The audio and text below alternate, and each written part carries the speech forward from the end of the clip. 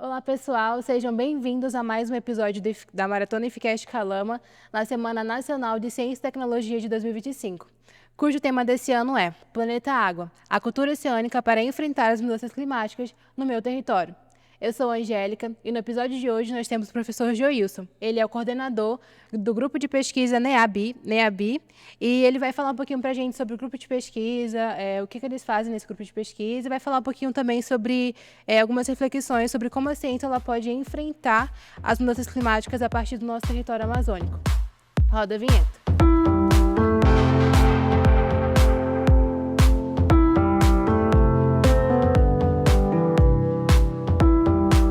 Professor, seja bem-vindo. Obrigado, Angélica. Primeiramente, eu gostaria de perguntar para o senhor o que é o NEABI. O NEABI é um núcleo de estudos, né? A gente aborda, sobretudo, questões raciais, questões indígenas e questões afro-brasileiras.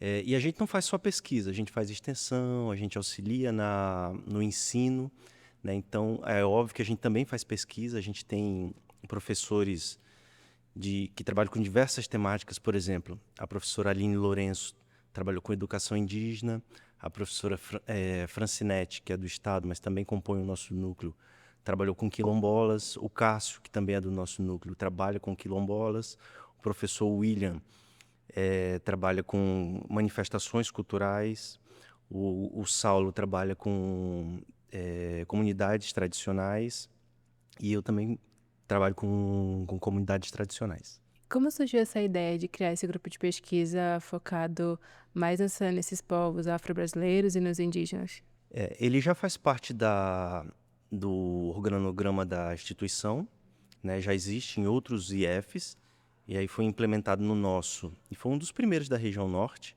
né? O professor William teve à frente por muitos anos. Já tem quase 10 anos que o NEABI existe. E mais isso, né? A gente vem tentando crescer, vem tentando consolidar, por exemplo, poucos alunos sabem da nossa existência, sabem do trabalho que a gente realiza. Mas é necessário, né? É necessário discutir identidade, cultura, sobretudo na nossa região, porque a Amazônia, enfim, são mais de 20 mil indígenas, são mais de 40 povos, são mais de 20 línguas, sabe? Temos pelo menos 9 comunidades quilombolas, sabe? Então, existe uma riqueza cultural, uma riqueza racial, né? Que, que as pessoas não conhecem. E o NEABI existe para focar nisso, né? Assim, só para corrigir uma coisa que eu disse anteriormente, aliás, para acrescentar uma coisa que eu disse anteriormente. A professora Sabrina também trabalha com religião afro-brasileira, né? Então, assim, é outra frente, né? Todos os aspectos da cultura estão presentes nos trabalhos que o NEABI realiza. Falando um pouquinho sobre essas frentes de pesquisa, né? Atualmente vocês trabalham com quais linhas de pesquisa? Quais são os projetos que vocês estão desenvolvendo atualmente? Eu, enquanto coordenador, eu estou mais preocupado em viabilizar o trabalho dos colegas, né? Então, eu acabo fazendo mais eventos, acabo promovendo, por exemplo, a gente já trouxe o professor Paulo Vieira para a Semana Pedagógica, para tratar de educação antirracista. A gente já trouxe, ai, cometeu uma gafe aqui de esquecer o nome da professora, mas a gente já discutiu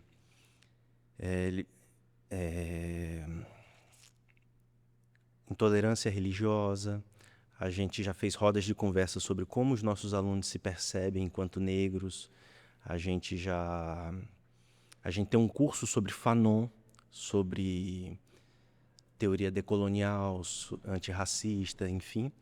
Né? Então, assim, enquanto coordenador, o meu maior papel é auxiliar essas pesquisas. E como eu disse, a professora Sabrina, por exemplo, trabalha com religiões afro, a professora Aline com educação indígena, Cássio, Fran com quilombos, comunidades quilombolas, Saulo com comunidades tradicionais e o William com manifestações culturais. Então a gente atua em todas essas linhas, assim. E vocês estão fazendo eventos esse ano aqui no IFRO? Estamos. Por exemplo, o próximo é o Novembro Afro. Então a gente vai ter várias atividades. Vamos ter roda de conversa, vamos ter palestra, vamos ter apresentações culturais, vamos ter exposição fotográfica, né? Então, cabe a gente essa divulgação da cultura afro-brasileira que existe na nossa comunidade, né? E existe na Amazônia, é muito rica e pouca gente conhece.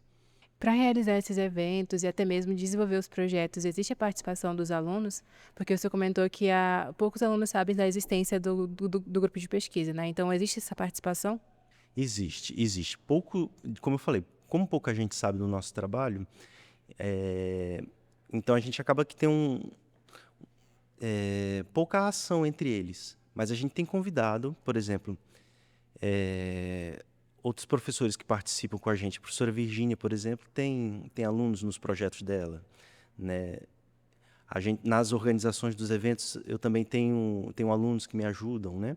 Mas a ideia para o próximo ano é que isso seja mais amplo, que a gente traga mais alunos e que alguns desses alunos, inclusive, ganhem bolsa para poder colaborar com as ações do NEABI. Isso até chama mais os alunos, né, para fazer parte. Sim, é importante porque demanda tempo, né?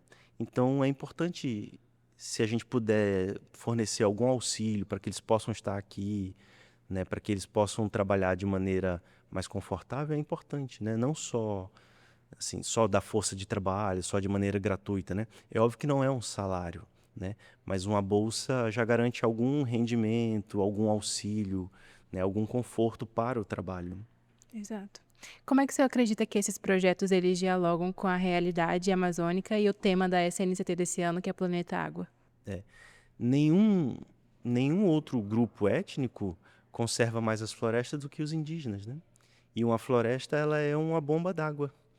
Se você conserva a floresta, você tem água para o país inteiro. É a floresta amazônica, por exemplo, que é responsável pelas chuvas no sul e sudeste. Então, se a gente trabalha com a valorização da cultura desses povos, a gente está falando da preservação e da conservação desses territórios. A conservação desses territórios é o que garante a Amazônia em pé, o que garante o regime de chuvas normal para o país e o que garante a produção agrícola do sul e sudeste. Então, está tudo interligado. Tá. Como é que o grupo ele enxerga essa relação entre a ciência, a sociedade e o território no contexto amazônico? A princípio, a gente está muito na questão teórica da extensão, então, por isso que a gente atua mais sobre a questão da cultura e do ensino. A gente não tem trabalhos exatamente práticos, a gente trabalha mais com a conscientização, com a divulgação, e volto a dizer, na medida em que as pessoas conhecem essas culturas, conhecem esses trabalhos, eles passam a ser valorizados, eles passam a ter força, a Amazônia consegue ser preservada e a gente consegue garantir, né, produção, enfim. Que é justamente para fazer essa conscientização das Sim, pessoas, né? exato. E o que significa a cultura oceânica para Rondônia, marcada por rios e diversidade cultural? Ah, se a gente tem a floresta produzindo chuva, produzindo o que os cientistas chamam de rios voadores, né? Então você tem a Amazônia como uma bomba d'água para o restante do país, né? De que maneira a água e as mudanças climáticas elas aparecem nas práticas que vocês desenvolvem no grupo de pesquisa? A grande parte dessas comunidades estão todas à beira de rios, né? Como eu falei, alguns de nós trabalhamos com comunidades tradicionais, e quando eu digo isso, eu estou falando, por exemplo, de populações ribeirinhas. Então, essa ideia da água é muito importante. Quer dizer, a vida do ribeirinho está inteiramente interligada com o rio, né? Por isso que ele chama ribeirinho, porque ele está à beira do rio, né? As comunidades indígenas, elas também estão quase todas localizadas à beira de rios. As comunidades quilombolas estão todas localizadas à beira de rio. Por exemplo, em Costa Marques, nós temos a comunidade de Forte Príncipe, que está à beira do Guaporé. Nós temos a comunidade de Santa Fé, que está à beira do Guaporé. Nós temos a comunidade de Pedras Negras, também está à beira de um rio, sabe? Então, é totalmente interligado. O rio é fonte de vida e sempre foi para essas comunidades e sempre vai continuar sendo. Que estratégias vocês usam para tornar a ciência ela mais acessível para esse público que vocês acabam atendendo? Nessa etapa, como eu te falei, a gente está muito nessa questão dos eventos, dos cursos, das palestras e das rodas de conversa, né? Então, a gente está muito nessa questão mais teórica de conscientização, de ensino e de levar a informação. Então, a gente está mais nessa divulgação científica mesmo. Que mensagem o grupo ele gostaria de deixar para inspirar o engajamento social e até mesmo chamar o pessoal para fazer parte dessa grande conscientização que vocês buscam promover? Ah, venham conhecer o trabalho do NEABI, participem dos eventos que o NEABI proporciona e vamos conhecer os nossos povos, né? A gente vive na Amazônia e com frequência a gente não conhece as populações que habitam, que são nossos vizinhos, que são responsáveis pela conservação de tudo isso, né? Que são responsáveis por tudo que está aí, por exemplo. A gente vê castanheiras, açaí, e a gente não sabe que isso na verdade foi um jardim produzido pelos indígenas. A gente fica achando que isso nasceu naturalmente, não, isso foi manipulado pelos indígenas e isso existe porque os indígenas manipularam e fizeram esse grande jardim pelo qual a gente anda na Amazônia.